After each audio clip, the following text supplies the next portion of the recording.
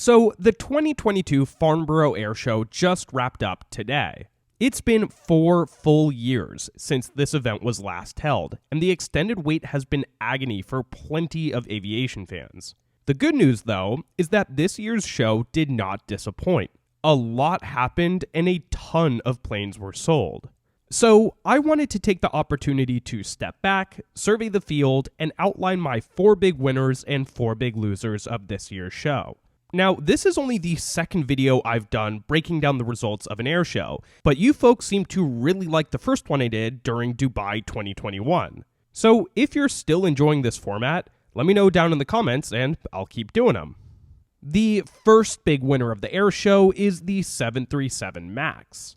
The family as a whole was wildly successful, racking up hundreds of orders this week. But the real star of the show was the 737 MAX 10.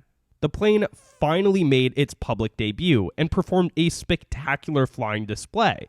But that's far from the biggest news. It also managed to secure a massive order, the biggest one of the air show. Delta committed to buy 100 of the type, which at list price is valued at over $13 billion. While the size of the deal is certainly impressive, what makes it doubly important is that the deal renews Boeing's partnership with Delta. Delta hasn't ordered a Boeing jet in over a decade, and in recent years has made a hard pivot towards an Airbus-heavy fleet. This deal reopens the door to future cooperation with Boeing and more Boeing orders down the road. Another winner coming out of the air show is the Boeing 787. The plane's been suffering all sorts of quality control issues as of late, and it's been over a year since Boeing's delivered one to a customer. But just before the airshow began, the Seattle Times reported that the FAA is ready to accept Boeing's recertification plans. 787 deliveries are expected to follow shortly thereafter, and could resume as soon as next month. Airlines have reacted positively to this news, and during the airshow, 2 customers placed orders for 9 total jets. Now, those 9 units make up just a tiny proportion of the planes ordered this week. However, they give the program much-needed forward momentum. The 787 order book has stalled out and has actually been backsliding over the past couple of years. These orders are a big vote of confidence and a sign that things are back on track. And with the seal broken, I expect more 787 orders to pour in the near future. Breaking from all of that Boeing news, Embraer was also a winner this week. The Brazilian jet maker has been in a rut over the past few years. They faced all sorts of challenges ever since Boeing pulled out of an acquisition agreement in 2020. The area they've struggled most has been selling their new flagship, the Embraer E2. This aircraft family is the successor to the highly successful E-Jet. But until recently, the plane's been kind of a dud, securing just 159 orders during the first 7 years of program existence. And to add insult to injury, the A220, which is its main competitor, has sold like hotcakes. But the last year has been much kinder to the E2, with its backlog increasing 25% since last April. And during Farnborough, they tallied an order for an additional 20 units from Porter Airlines, a Canadian upstart. What makes the deal even sweeter is the fact that Porter was originally a customer for the rival A220, but has ditched the plane in favor of the E2. After years of toiling away, it seems the E2 program is finally gaining momentum. Now, the final winner from the airshow that I want to mention is the Boeing 797. Yes, the 797 is still just a hypothetical plane, and no, Boeing didn't launch it during the airshow. However, it still comes out of the airshow with a ton of renewed momentum, and the reason why demands a whole video of its own. I'll be releasing that video next week, so make sure you're subscribed so you don't miss it. Alright, that's enough of the winners. Let's turn our attention to the losers, because frankly, they are way more interesting. But before doing so, I'd like to thank the sponsor of today's video, NordVPN. It's not a secret that over the years, flying has become much more safe. But the act of searching for and booking a flight has never been more risky. That's because nearly every website out there tries to track your online behavior for its own gain. You can think of NordVPN as an air marshal for your online activity, keeping you and your personal data safe. Their award-winning platform keeps prying eyes off your browsing history, so your user data remains yours and yours alone. If I'm ever booking a flight on public Wi-Fi, I make sure I'm using NordVPN. That way, snoops can't easily access my passport or credit card information. But Nord does more than just protect. It also bypasses regional restrictions for things like Netflix. That way, you can watch shows that aren't available in your home country, and I've personally been using Nord to watch Air Crash Investigation. For a limited time, my subscribers can get a huge discount on a 2-year plan, plus earn an extra month free and a 30-day money-back guarantee. Simply head to the link in the description so that you don't miss this amazing deal. Okay, now let's get back to Farnborough's losers. The first loser of the air show, and arguably the biggest, is COMAC. COMAC is China's state-backed airplane manufacturer, and for the better part of a decade, they've been working on the C919, a plane meant to compete with the 737 and A320. Chinese officials have claimed that they will finally deliver the first unit by the end of this year. However, there was hardly a whimper coming from COMAC during the air show itself.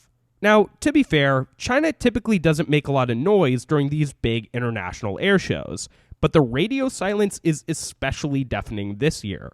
If the C919 were truly on the verge of first delivery, they'd certainly try to make some sort of noise around the jet, even if the plane itself didn't make an appearance at the show. What makes this radio silence even worse is the fact that just a few weeks prior, 4 Chinese airlines, all of whom are state-backed, placed a combined order for 292 A320 family jets.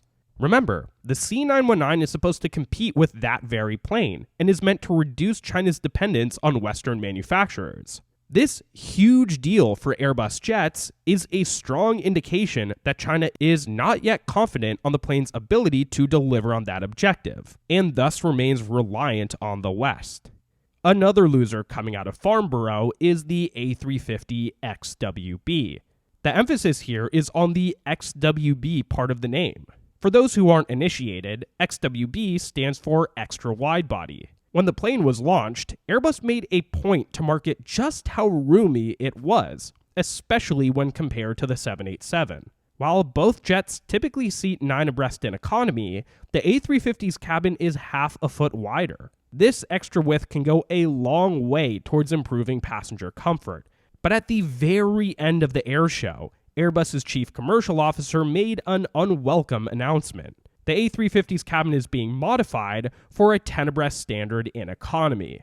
This means each plane can fit 30 additional seats, which is a huge win for airlines. But for passengers, it's a massive letdown. The A350's biggest competitor, the 777, has already done just this. It was also designed to seat 9 per row, but over time expanded to 10. And many people, myself included, find this 10 abreast configuration to be much too tight, especially on long flights. But the kicker here is that the 777's cabin is significantly wider, almost a foot wider, than the A350's. So if 10 abreast is already uncomfortable on that plane, imagine how cramped it's going to feel on the A350.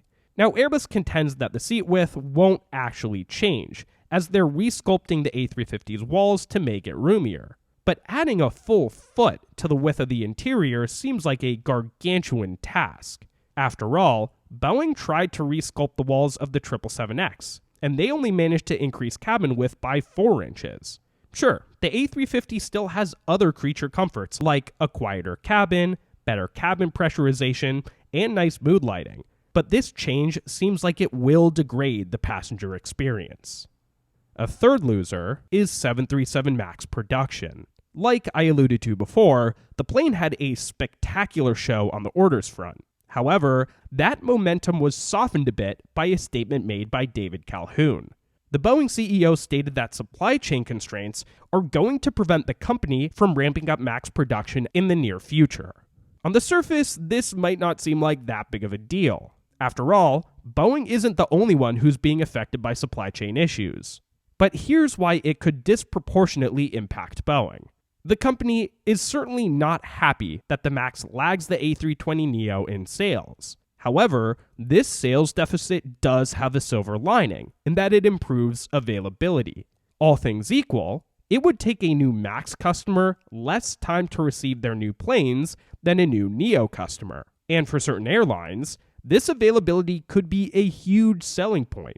But as it stands today, Airbus is building Neos at a faster clip than Boeing is building Maxes, at a count of 50 to 31 units per month. Boeing's inability to increase production means that, for the time being, this advantage is lost.